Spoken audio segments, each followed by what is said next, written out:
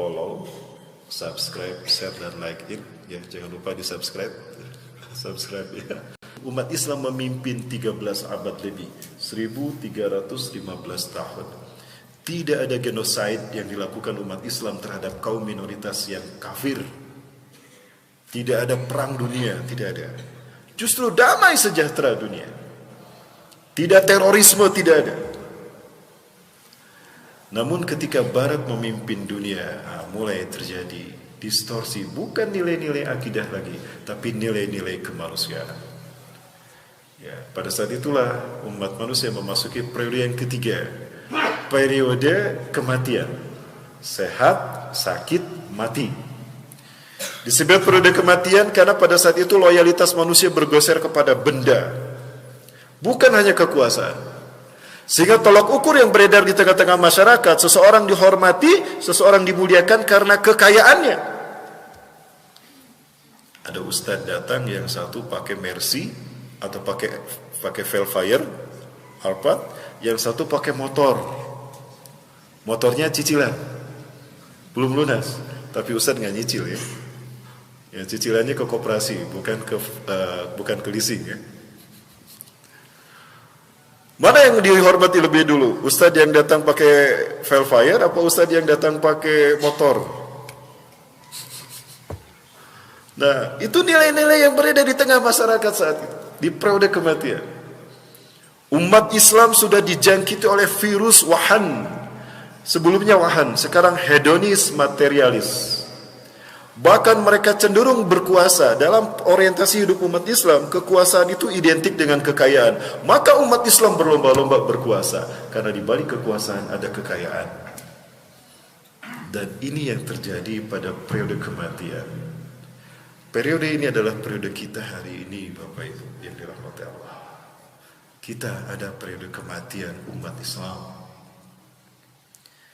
Maka di saat inilah umat Islam mengalami kehancuran, deislamisasi dalam berbagai macam bidang, terutama akidah. Tolak ukurnya adalah lihat saja generasi mudanya, anak-anaknya. Karena generasi muda adalah gambaran orang tua. Kalau ingin tahu seperti apa kualitas orang tua, lihat anaknya. Karena anak itu ada segala-galanya dari orang tua. Dan ini yang terjadi, Bapak Ibu. Ya.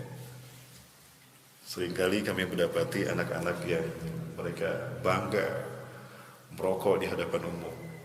Merokok memang bukan sesuatu yang dikatakan tercela, tetapi memang merokok untuk orang dewasa mungkin bisa dimaklumi. Tapi kalau untuk anak-anak ini bukan saatnya.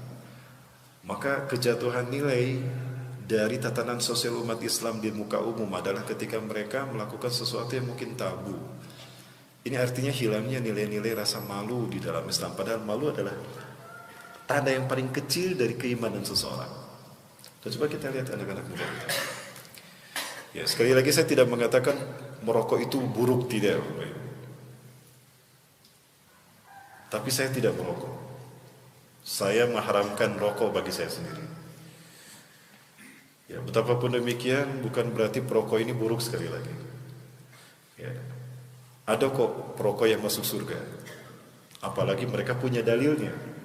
Inna ashabal udud yadkhulunal jannah. Sesungguhnya para perokok itu masuk surga. Betul. Cuma hadisnya maudhu. Hadisnya palsu. Karena yang meriwayatkannya rawahu URB, bukan riwayat Abu Daud. Namun jika perokok ini masuk surga, mungkin di surga pun mereka ingin merokok. Cuma harus kita catat, di surga nggak ada api, Bapak. Api adanya di neraka. Nah, jadi para perokok ketika ingin merokok harus ke neraka dulu ngambil api. Baru balik lagi ke surga. Baik, tapi dalam fenomena yang terjadi pada anak-anak kita, Bapak Ibu, bukan hanya hal itu menunjukkan gambaran betapa lemahnya mereka. Ya. Dan inilah yang dinyatakan oleh Allah Azza wa Jalla di dalam Quran surat Maryam ayat ke-50. Satu fakta empiris yang tidak bisa kita pungkiri dari hancurnya generasi umat Islam hari ini. Fakhalafa min ba'dihim Fakhalafa min ba'dihim khalfun adaa'us shalah wa tabau syahawat. Maka menggantikan setelah generasi-generasi terbaik, generasi-generasi salafus saleh adalah generasi yang buruk, Ciri keburukan mereka, adha'us shalah wattaba'u syahawat, menyia-nyiakan salat dan memperturutkan hawa nafsu, adalah sesuatu yang pasti relevansi, korelasinya pas, artinya berbanding terbalik. Ketika salat ditinggalkan, maka maksiat digemari. Kenapa indikan tidak harus salat? Karena salat merupakan parameter benar tidaknya syahadat seseorang. Kenapa salat menjadi rukun Islam yang kedua setelah syahadat? Karena salat menjadi ukuran benar tidaknya syahadat seseorang. Ketika salatnya benar, maka benarlah syahadat seseorang. Ketika salatnya baik, benar, maka benarlah tauhidnya. Karena salat merupakan konfigurasi dasar tauhid secara hakikat, secara garis besar. Di mana setiap gerakan salat merupakan konfigurasi dasar tauhid. Mulai dari takbiratul ihram, ruku, sujud, salam, semua itu mensiratkan makna tauhid.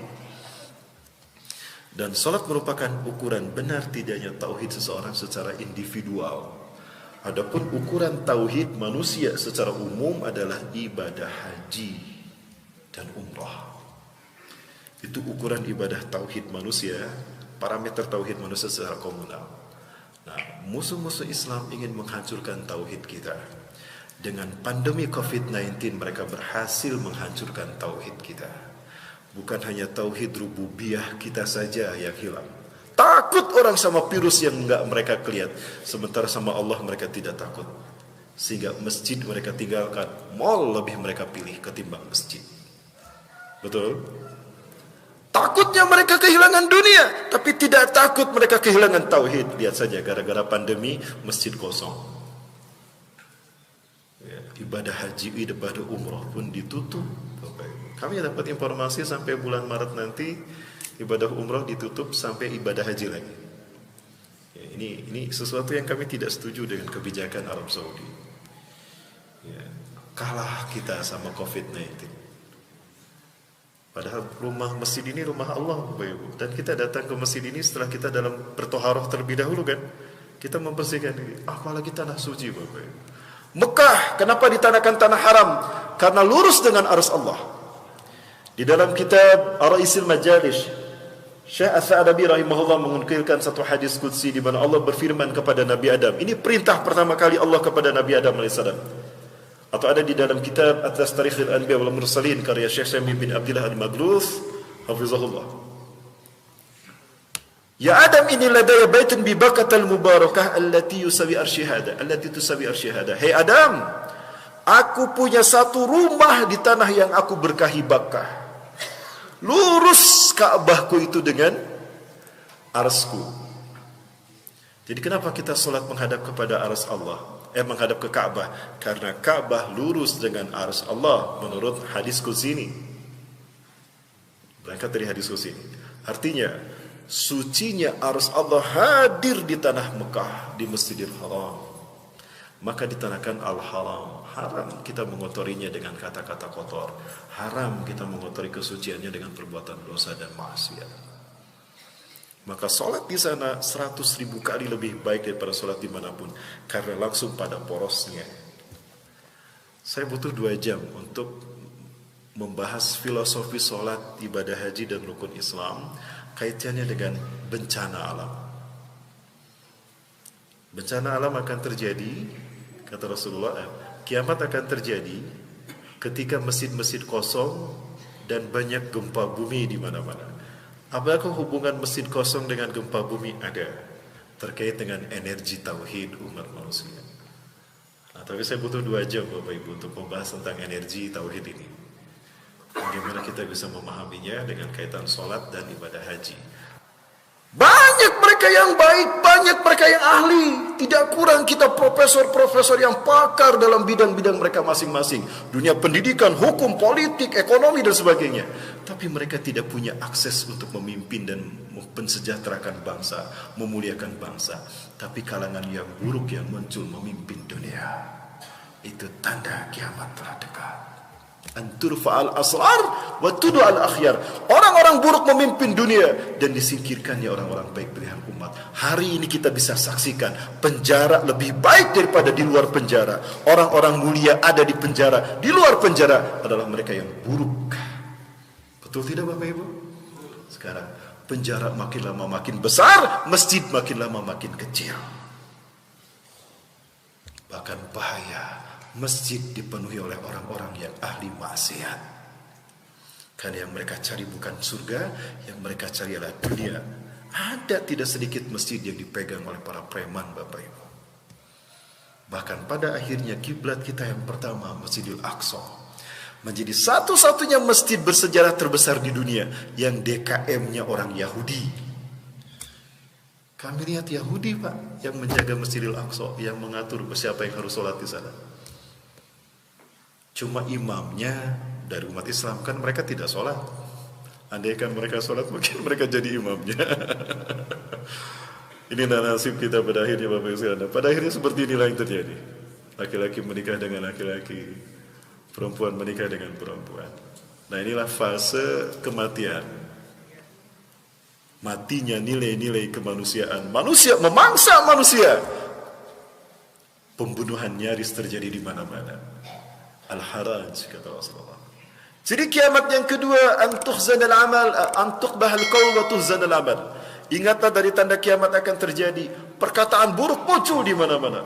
Bukan hanya ulama yang dicaci maki, bukan hanya Rasulullah, Allah mereka nistakan. Belum lama kita masih mendengar bagaimana Rasulullah dihinakan dengan karikatur di Perancis. Sebuah majalah yang memang dari dulu mereka fenomenal dengan keburukan mereka, menghina Rasulullah SAW. Ya, Bapak Ibu berkata Allah. Ya. Manusia menyia-nyiakan kesempatan untuk mengumpulkan amal baik demi perbekalan hidup di akhirat. Ya. Dan yang ketiga, ala inna min asrati sa'ah an tutsal masnah fala yujadu ahadun man yughayyiruha. Ingatlah dari tanda kiamat akan terjadi adalah dibacanya masnah dan susah ditemukan orang yang bisa merubahnya. Famal masnah ya Rasulullah? Apa itu masnah ya Rasulullah? Ma kutiba siwa kitab Allah. Segala sesuatu yang dicatat, ditulis, lalu dibaca selain daripada kitab Allah. Jujur Bapak Ibu, mana yang paling sering kita baca? Mana yang sering kita genggam? Gadget apa mushaf Quran? Yang ini apa yang ini? Yang kiri ya? Inilah masnah. Dan susah ditemukan orang yang merubahnya. Karena memang manusia milenial tergantung kepada gadget itu. Beginilah cara musuh-musuh Islam dan Dajjal menciptakan sistem ketergantungan manusia pada dunia.